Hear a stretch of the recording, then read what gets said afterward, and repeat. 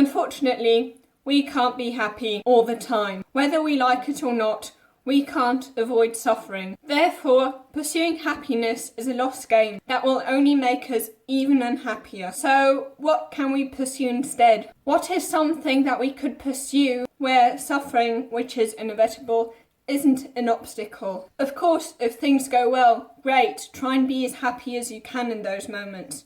But when you're not happy, don't deny that it's like that, and pretend everything's okay. But what should we then try to do in those situations? How should we try and cope with these problems? So I would say that there are two sets of problems. So some problems are ones that you can change, and others are some that you can't change. When it comes to those that we can change, great, wonderful, do something against those. Then you don't have to complain about them any longer, and then you have got rid of that problem. However, what do we do with those that we can't change? And when it comes to those, we should simply try to find meaning behind why this had to happen. How it could have happened for us and not to us. How our adversity could have been our advantage. You know, passion isn't what most people think. Passion isn't when everything is great and everything is wonderful and everything falls into place. Passion actually comes from the Latin and means suffering. Passion is something that you're so passionate about that you're willing to suffer for it. And the good news is that doing so, if you think that you're actually suffering for a reason, this actually makes the pain less painful in itself. There are very many studies that have found that if we attach meaning to some kind of pain, we actually feel less of it.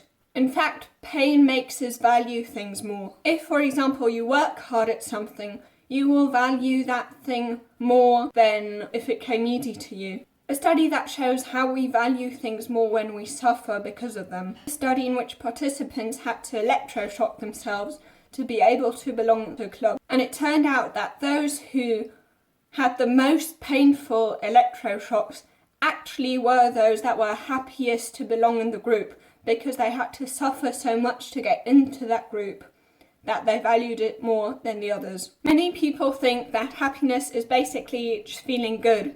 But true happiness isn't actually feeling good. True happiness is finding something that is more important to you than feeling good. So the best solution would be not to avoid suffering, but to kind of suffer for the right reasons. And mostly, the forms of suffering that would be for the right reasons often are suffering that we are in control of. For example, cold showers and cold baths can have loads of health benefits. And this isn't my opinion, this is what Andrew Huberman, Stanford neuroscientist, said. But it's only beneficial if we decide to do it. Once we actually get pushed into the water by accident and we haven't decided that we want to do it, then it actually has negative effects. But control, not only in the context of suffering, but in general, makes us happier and healthier. So yes, we humans basically all are control freaks, just some are maybe more control freaks than others are, but unfortunately we're all just a bunch of control freaks.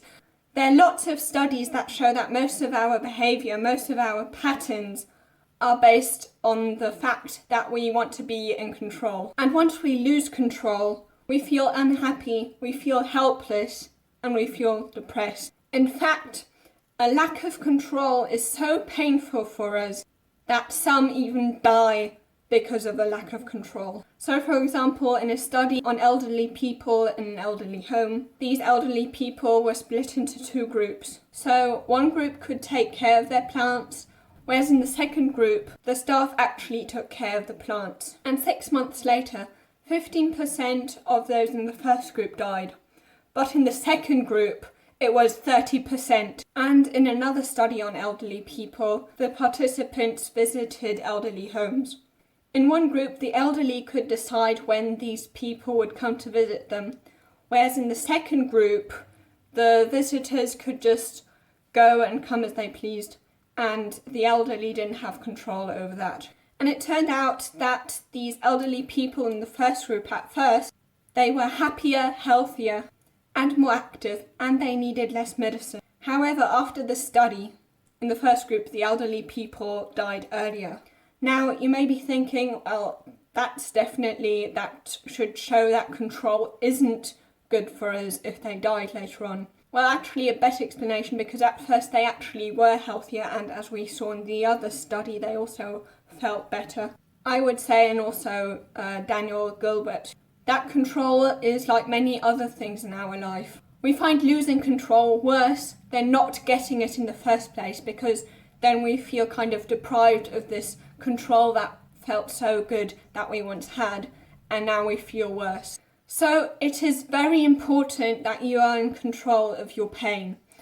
However, what's even more important than that is that you don't lose control over that pain. So pursue meaning instead of happiness to feel like you're in control of your suffering. And if you have a victim mentality, of course, because of your past experience, because it hurt that much and you feel like the world's kind of going against you, this, of course, isn't good, because then in that case, you feel totally out of control of your pain. So if those are the kind of stories you are telling yourself, that everything and everyone is against you, then you might want to change your narrative. If you want to know how to do that, you can watch this video here.